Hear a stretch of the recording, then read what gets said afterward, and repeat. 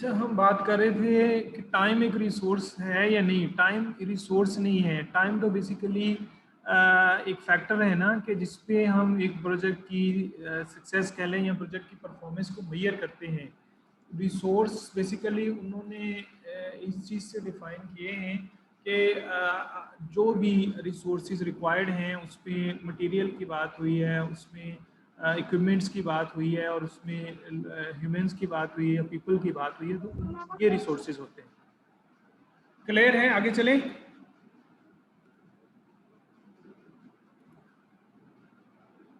आवाज आ रही है सबको? चैप्टर से कितने आएंगे?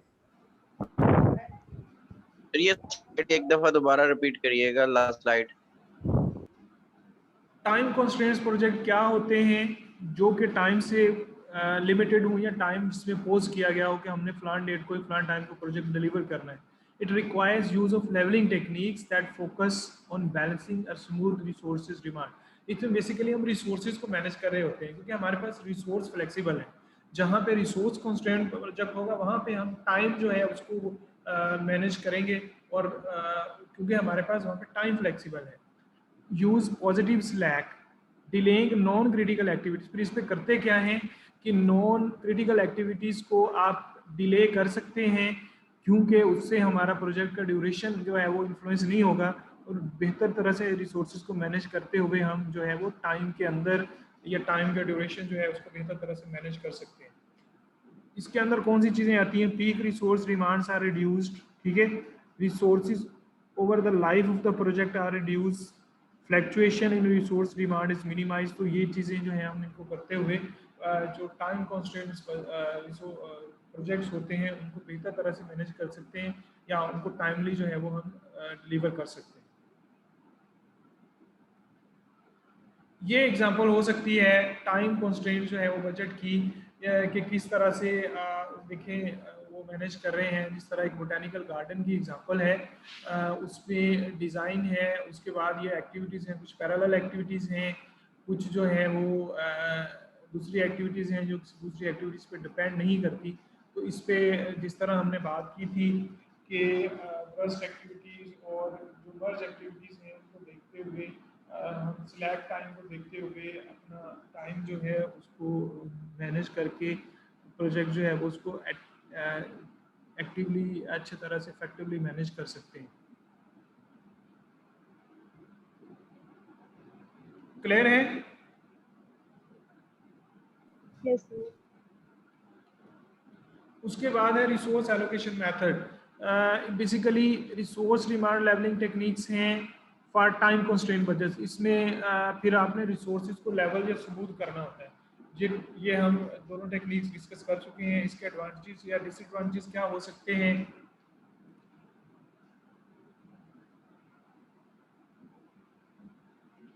एडवांटेजेस क्या हैं? Peak resource demands are reduced. तो इससे आप पीक रिसोर्सेज की जो डिमांड्स होती हैं उनको रिड्यूस कर सकते हैं। Resources over the life of the project are reduce, fluctuation in resource demand is minimize. फिर अगर बहुत ज़्यादा फ्लैक्चुएशंस हैं रिसोर्स की डिमांड में, उसको हम मिनिमाइज कर सकते हैं। डिसएडवांटेजेस हैं loss of flexibility that occurs from reducing slack, ठीक है। तो इसमें अंदर जो फ्लेक्सिबिलिटी होती है उसको हम मैनेज, उसमें फ्लेक्सिबिलिटी ज़्यादा हो सकती है, या हमारे पास जो फ्लेक्सिबिलिटी है हम उसको खो सकते हैं, क्योंकि स्लैक टाइम रिड्यूस हो रहा है ना। क्योंकि हमने रिसोर्सेज को स्लैक टाइम के हिसाब से मैनेज किया। जिस तरह मैंने एग्जांपल दी थी कि आप 2 दिन जो है वहाँ पे रिसोर्सेज लेके नहीं आते, अब आप स्लैक टाइम जो है उसको इफेक्ट करेंगे। अगर स्लैक टाइम चेंज हो गया तो उसके अंदर फ्लेक्सिबिलिटी आपके पास नहीं रहेगी। अगर स्लैक टाइम चेंज हो गया तो आपका क्रिटिकल पाथ जो है वो चेंज हो जाएगा, जिससे प्रोजेक्ट का ड्यूरेशन बढ़ जाएगा। प्रोडक्ट ड्यूरेशन पे कॉम्प्रोमाइज़ नहीं किया जाता, क्योंकि ये टाइम कंस्ट्रेंट बजट वो है ना, प्रोजेक्ट है। तो जो प्रोजेक्ट अगर टाइम कंस्ट्रेंट है और उस पर टाइम ज़्यादा लगेगा तो प्रोजेक्ट फेलियर की तरफ जा सकते हैं। It increases in the criticality of the all activities. तो इसमें क्रिटिकलिटी ज़्यादा इन्वॉल्व हो सकती है, या आप सिलेक्ट टाइम को फॉर एग्जांपल यूज़ करते हैं तो एक प्रोजेक्ट का जो है वो जो एक्टिविटी है non critical activity critical activity बन जाएगी, जिससे प्रोजेक्ट का ड्यूरेशन है वो इन्फ्लुएंस हो सकता है।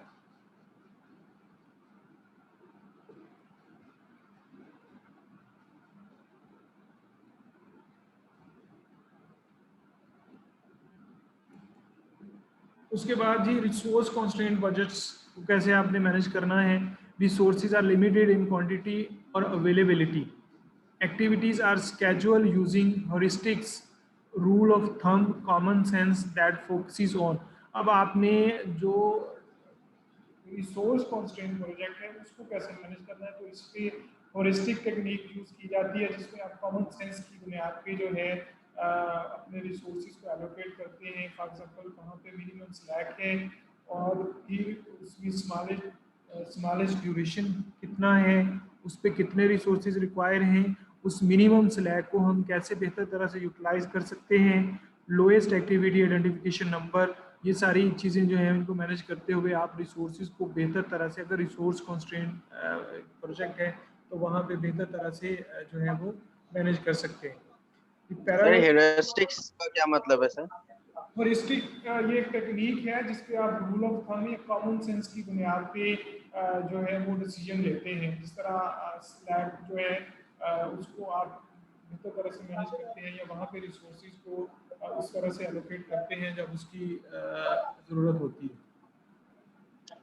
और रूल ऑफ थंब सर ये उसी का ही?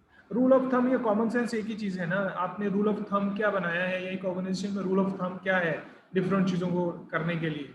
रूल ऑफ थंब ये है कि आपने प्रायोरिटी बेस चलना है, ठीक है। तो आप आपकी प्रायोरिटी क्या है, कौन सा प्रोजेक्ट आपकी प्रायोरिटी है। कॉमन सेंस क्या है, कॉमन सेंस क्या कहती है।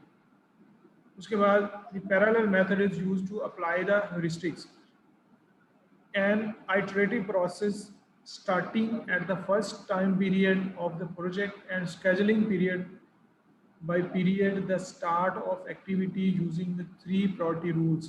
तो ये जो priority rules हैं इसका मिनिमम स्लैक है, स्मॉलेस्ट ड्यूरेशन है या लोएस्ट आइडेंटिफिकेशन नंबर है, को यूज़ करते हुए आप पहले आइटरेटिव प्रोसेस स्टार्ट में यूज़ करेंगे, उसके पीरियड बाई पीरियड जो है फिर एक्टिविटीज़ के ऊपर आप जो है वो रिसोर्सेज को एलोकेट करेंगे।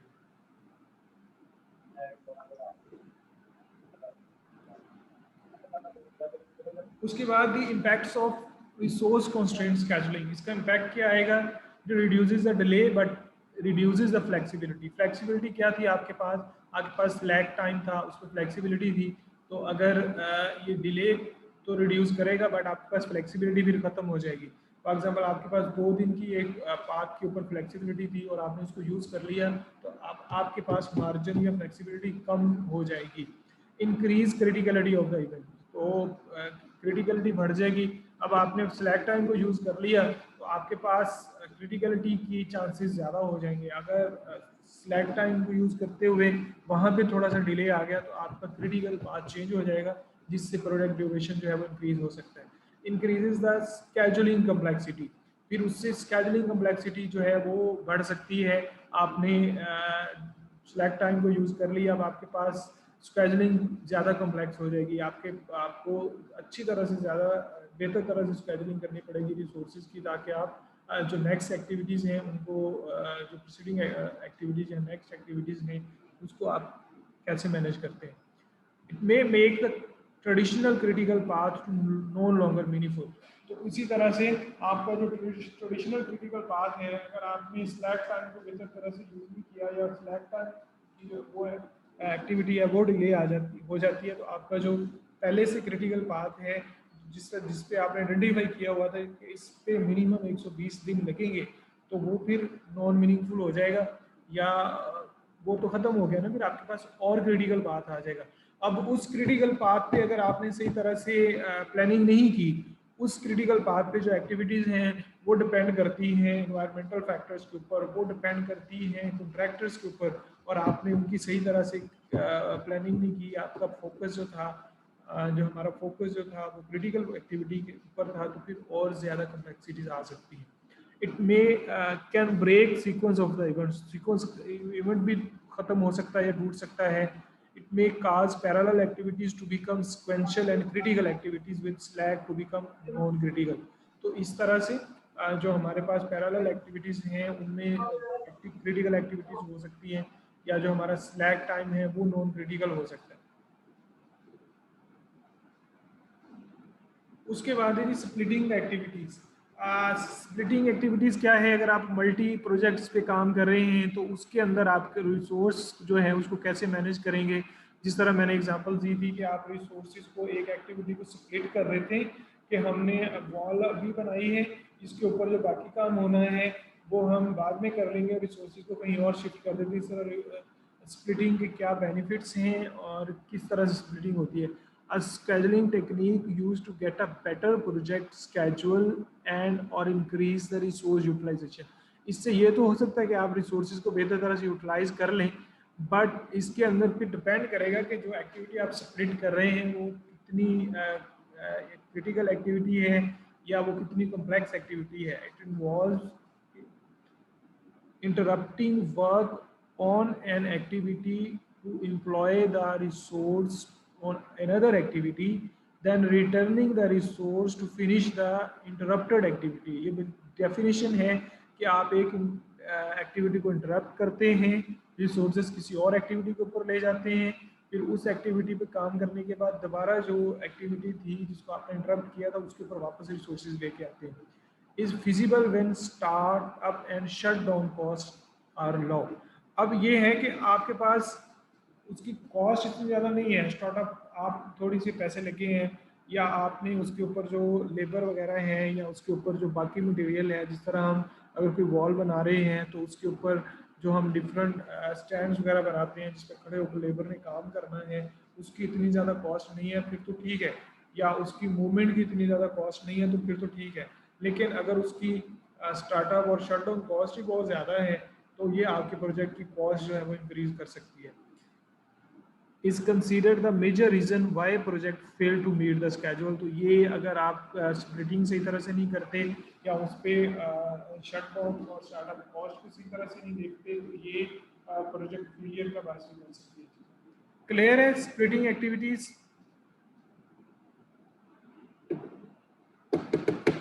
आवाज नहीं आ रही किसी की? Yes sir.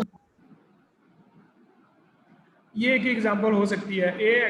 फर्स्ट पे जो है आ रहा है activity duration with out splitting. अब यहाँ पे activity duration split into 3 segments. उन्होंने 3 सेगमेंट्स में उसको स्प्लिट कर दिया है। अब जो आपके पास थर्ड में जो डायग्राम है या थर्ड जो पिक्चर है उसमें एक्टिविटी ए के अंदर उसमें शटडाउन और स्टार्टअप है ये, ठीक है। इसी तरह आगे है तो इस तरह से एक्टिविटी का ड्यूरेशन जो है उसको आप देख सकते हैं। अगर इस पे शटडाउन और स्टार्टअप कॉस्ट बहुत ज़्यादा है तो ये जो एक्टिविटी है ये नहीं रिकमेंड किया जाता कि आप उस एक्टिविटी को स्प्लिट करें। अगर एक्टिविटी की शटडाउन या स्टार्टअप कॉस्ट कम है तो उसको किया जा सकता है। अच्छा, उसके बाद असेसिंग द रिसोर्स एलोकेशन, ये एक उन्होंने स्नैपशॉट दिया है जिसपे आपने ये चीज़ें पहले इंश्योर करनी है कि अगर एक्टिविटी को स्प्लिट किया जा रहा है या रिसोर्सेज को ऐसी एक्टिविटी से उसके ऊपर एलोकेट किया जा रहा है तो ये चीज़ें होनी ज़रूरी हैं।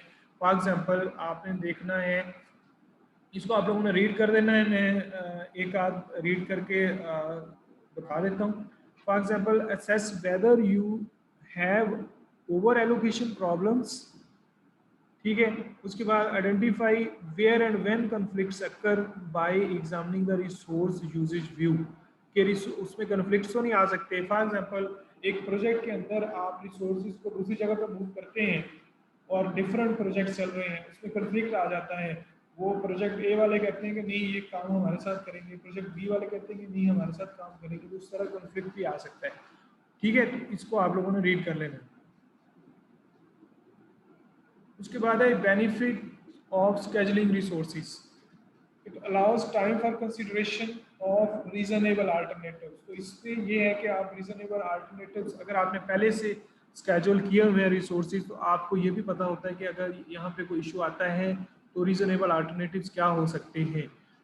कॉस्ट टाइम एडजस्टमेंट्स हो सकती हैं और प्रायोरिटीज़ को चेंज किया जा सकता है।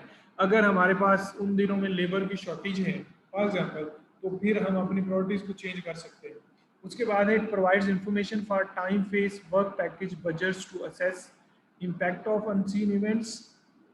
अनफॉर्सिन इवेंट्स और amount of flexibility and available resources, उसके बाद उसका इम्पैक्ट कितना आएगा अनफॉर्सिन इवेंट का, कि फॉर एग्जांपल कोई इन्वायरमेंटल फैक्टर्स आ जाते हैं, कोई एहतजाज वगैरह स्ट्राइक्स वगैरह आ जाती हैं, तो कितना इम्पैक्ट आएगा, कितना डिले आ सकता है, ये हम असेस कर सकते हैं। और उसके बाद हमारे पास फ्लेक्सिबिलिटी कितनी होगी अवेलेबल रिसोर्सेज में, क्या हमारे पास रिसोर्सेज कुछ ना कुछ अवेलेबल होंगे, अगर कहीं पे इस तरह का कोई इशू आ जाता है, कोई फैक्टर्स इस तरह के आ जाते हैं, तो क्या हम उसको बेहतर तरह से मैनेज कर सकते हैं। उसके बाद है जी मल्टी प्रोजेक्ट रिसोर्स कैजुअल, अगर एक प्रोजेक्ट मल्टी प्रोजेक्ट्स हैं तो उसकी रिसोर्स कैजुअलिंग कैसे होती है। Multi projects scheduling problems, overall project slippage, तो इसमें delay in one project creates delays for another projects, तो अगर एक प्रोजेक्ट में डिले आता है किसी भी वजह से तो सारे प्रोजेक्ट्स के ऊपर इन्फ्लुएंस आएगा। इनएफिशिएंट रिसोर्स एप्लीकेशन,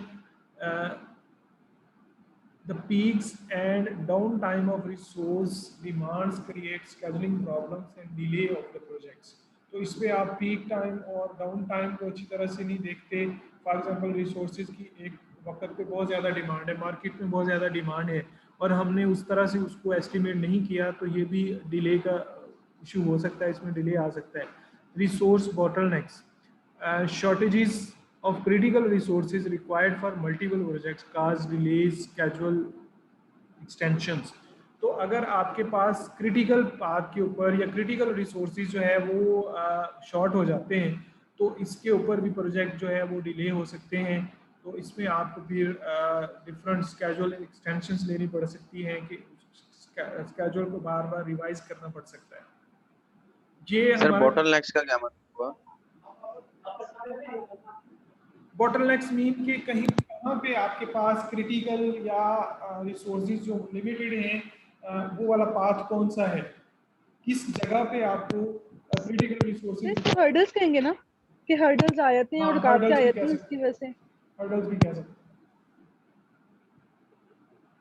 हैं। ये हमारा चैप्टर है जी, इसमें फिर मल्टी प्रोजेक्ट की स्केड्यूलिंग कैसे होती है, क्रिएट्स प्रोजेक्ट ऑफिस, आप इसको बेहतर तरह से आप मैनेज कैसे कर सकते हैं। उसके लिए ये है कि आप हर प्रोजेक्ट के लिए अलग से ऑफिस और डिपार्टमेंट्स बनाएं जो कि इसकी स्केड्यूलिंग करें रिसोर्सेज की across the projects.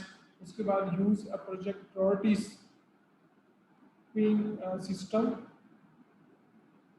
First come first base resources, जो प्रोजेक्ट जो है वो ज़्यादा प्रायोरिटी पे टॉप प्रायोरिटी भी होगा, फिर आपको रिसोर्सेज भी वैसे एलोकेट करना पड़ेंगे। Centralize project management, treat all projects as a part of mega project. Outsource projects to reduce the number of project handled internally, तो अगर आपके पास बहुत ज़्यादा प्रोजेक्ट्स हैं तो उसके लिए भी रिकमेंड किया जाता है कि आप किसी प्रोजेक्ट को आउटसोर्स कर सकते हैं, किसी के और किसी के उसको हैंडल कर उसको दे सकते हैं कि वो उसको हैंडल करें और आप जो है उसकी डिपेंडेंसी जो है वो उसको कम कर सकते हैं। यहाँ तक चैप्टर है, और किसी का कोई क्वेश्चन है, कोई कंफ्यूजन है तो डिस्कस कर सकते हैं।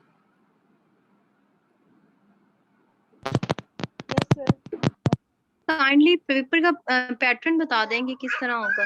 पेपर में उसी तरह से ही होगा, ऑब्जेक्टिव होगी 20 मार्क्स की और बाकी जो है शॉर्ट क्वेश्चन और लॉन्ग क्वेश्चन होंगे। ओके सर चैप्टर्स कौन कौन से इंक्लूड हैं? चैप्टर नंबर 5, 6, 7, 8 और 10। एक चैप्टर और करना है, हम मंडे वाले दिन कोशिश करेंगे। नो सर इतने सर काफी हैं सर, 5 चैप्टर्स हो गए हैं, आई थिंक इट्स एनफ। मेरी कोशिश है कि जो ज़्यादा इम्पोर्टेंट कंटेंट्स हैं वो हम देख लें इसमें। सर ये भी इनफ है सर। जी सर 5 चैप्टर सर काफी हैं। चलें देखते हैं, सर इस पे एक्चुअली हम अब डिस्कशन कर लास्ट लेंगे। मोमेंट्स हैं सर, लास्ट मोमेंट्स पे फिर सर वो करना मुश्किल हो जाएगा। चलें ठीक है, ये 5 चैप्टर हैं, लेकिन बुक चैप्टर्स को आपने ज़्यादा अच्छी तरह से रीड करना है। उनके जो ऑब्जेक्टिव और शॉर्ट क्वेश्चन होंगे सर हम बुक से रीड आउट करेंगे, जैसे आपने पहले नहीं कहा था कि बुक से रीड आउट करना है, साथ मतलब स्लाइड्स को भी। ठीक है, कोई क्वेश्चन सर मिड टर्म के मार्क्स आ गए हैं सर, मिड टर्म के मार्क्स नहीं, पता लग मार्क्स सकते हैं? पेपर नहीं चेक कर सका मैं, पेपर दोनों इकट्ठे चेक कर। सर 20 मार्क्स के एमसीक्यूज हैं और 10 मार्क्स की ट्रू फॉल्स है और 20 मार्क्स के लॉन्ग क्वेश्चन होंगे। 20 मार्क्स की ऑब्जेक्टिव होगी, उसमें एमसीक्यूज और ट्रू फॉल्स हो सकते हैं, ट्रू और फॉल्स 10 मार्क्स सर। की होगी, ये 20 मार्क्स के भी हो सकते हैं और 10 मार्क्स के भी हो सकते हैं ऑब्जेक्टिव एमसीक्यूज वगैरह, और बाकी ठीक है शॉर्ट सर। क्वेश्चन होंगे 10 जी। नंबर के, और बाकी जो बचेंगे वो उसमें लॉन्ग क्वेश्चन या सब्जेक्टिव टाइप चीजें पूछी जा सकती हैं। ठीक है, ठीक है सर, फिर ये ठीक है सर, ये 5 चैप्टर होंगे ना सर? काइंडली 5 चैप्टर नंबर नहीं है सर उसकी, मतलब सर वीडियो का तो वो सेंड कर दीजिएगा लिंक। ओके मैं देख के सेंड कर दूँ। ठीक है, ओके सर, ठीक है sir. Sir thank you sir. ठीक है सर।